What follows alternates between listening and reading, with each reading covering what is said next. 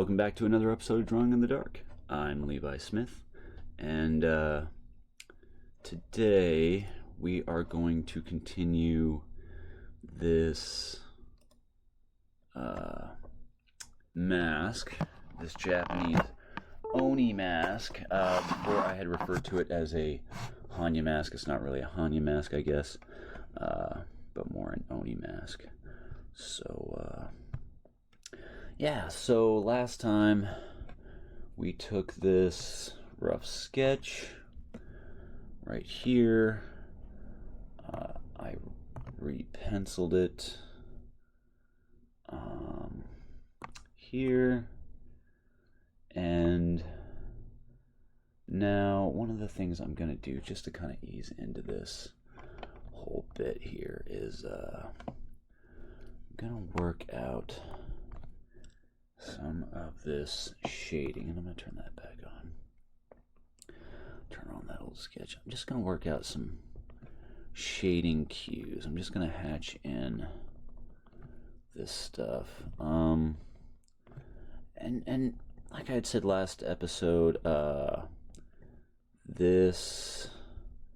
methodology that I am pursuing right now with this is just to work out the information I need to understand for the render.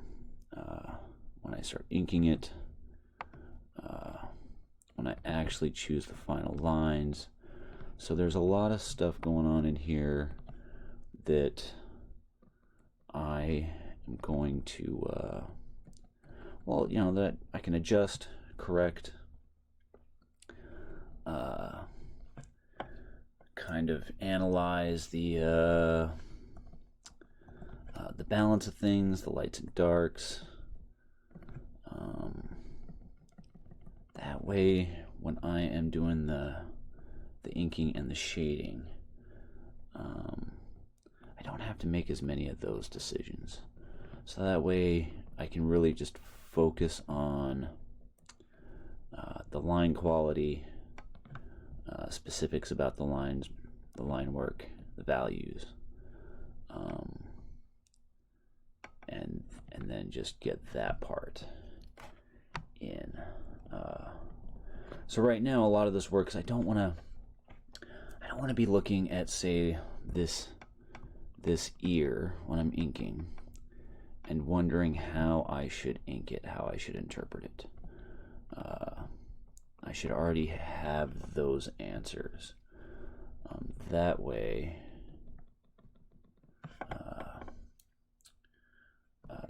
that inking and that rendering process is a little bit smoother, and I'm just doing the job that I need to be doing there. Now, I'm sure when I originally did this sketch, I'm sure I pulled up a couple of Google images, looked at a few different masks, drew up this one, which is, I don't know, kind of straightforward, not particularly overly stylized, easy to understand for what it is, easily recognizable. So not really so much on the level of high creativity, I guess. It's one of those things. Not everything has to be the most creative thing in the world. And you'd be surprised at how much creativity emerges from something that has limitations on that creativity. There is a saying, limitations breed creativity. Usually when you have limitations, when you have strict restrictions, you have to be more creative to find solutions to what you're working with. And so the creative aspects that are found in those solutions are really emergent. It's not like you're sitting down and saying to yourself, I'm going to be super creative right now. I'm going to come up with something that people haven't seen before. Yeah, good luck with that. That intentionality. I mean, it kind of even falls into that the blank canvas. The fear of the blank canvas kind of stage fright that happens. When you have endless possibility on a blank canvas. And that endless possibility sometimes can even shut down anything, which kind of reminds me about, metaphysical existential concepts and stuff, such as the singularity. In mathematics, and I hope I'm not getting this horribly wrong, but the singularity is basically a point where infinity equals zero, basically, where everything is nothing, nothing is everything. You think about it, I mean, the two really aren't as far apart as it seems. I mean, you could kind of think of everything and nothing being as far apart on that spectrum as you could get. But really,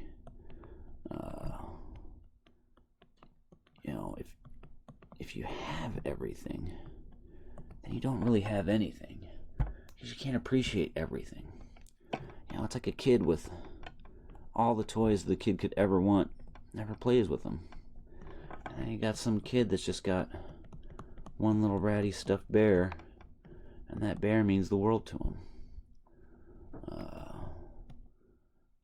There's a different kind of valuation in things in life that come from everything and nothing. If you grow up with nothing and then, earn and achieve and build a life where you end up with everything that you ever wanted, then that becomes a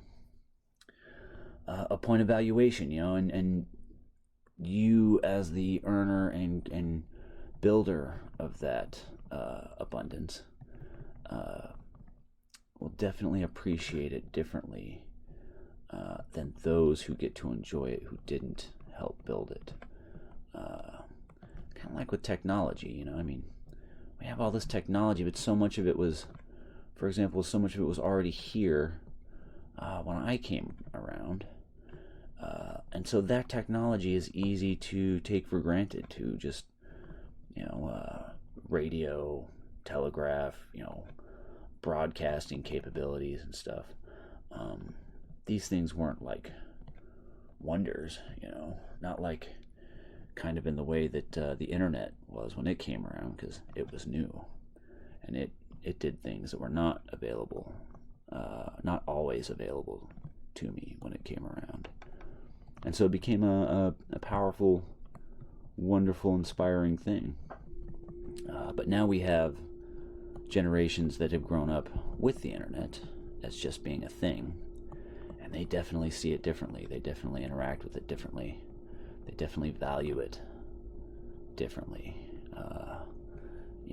Some of us from the before the internet days, at least me, kind of saw, a potential in the internet, the access to the information, the ability to communicate on the levels that are afforded to you by the internet, and that was wondrous.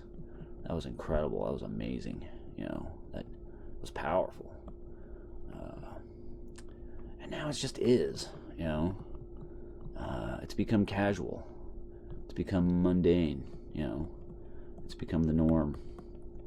And I've seen it go from incredible to casual in, 25 years? And I still see it as a wondrous thing.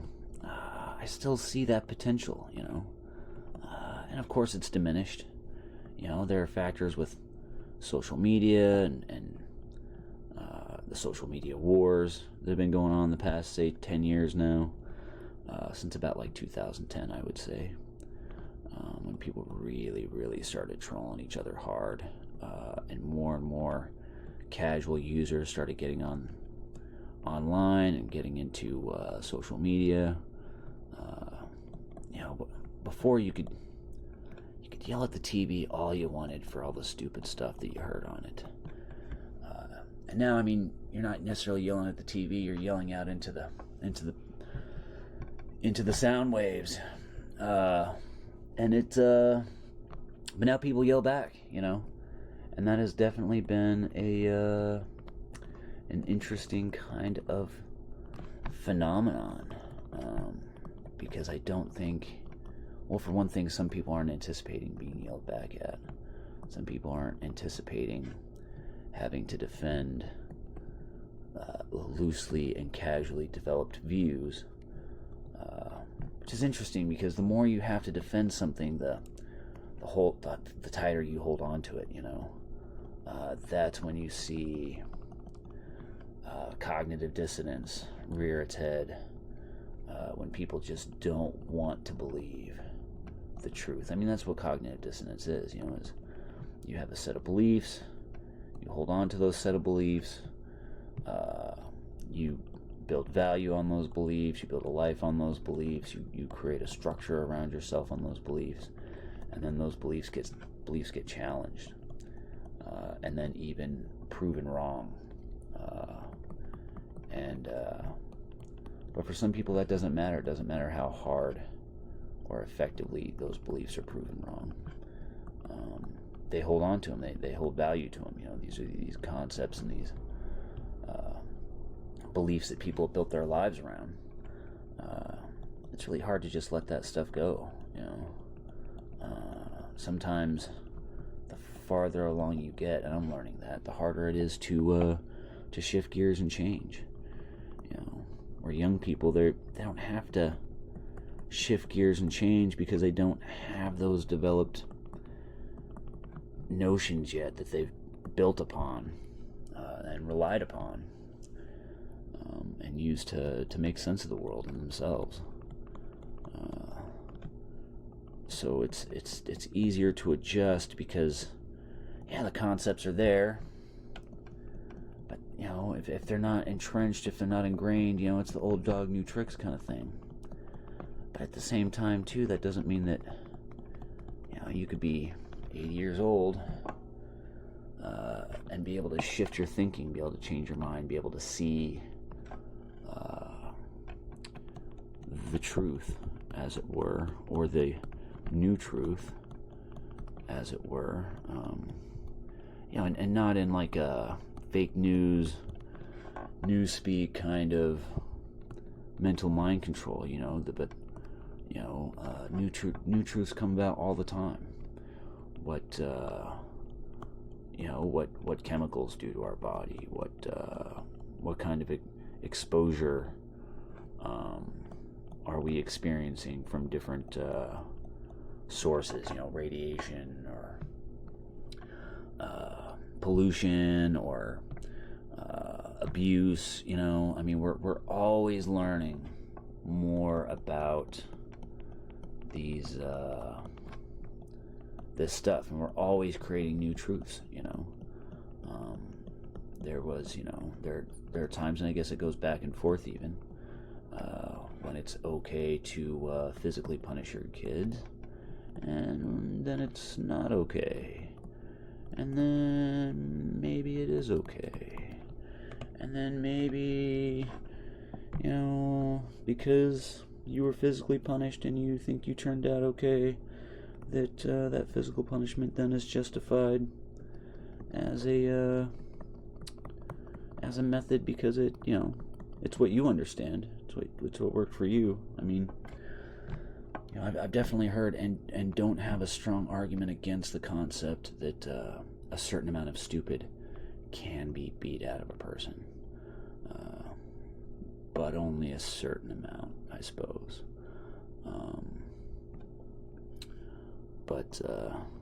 Anyway, I guess I'm just kind of going off on some crazy little rabbit hole topics.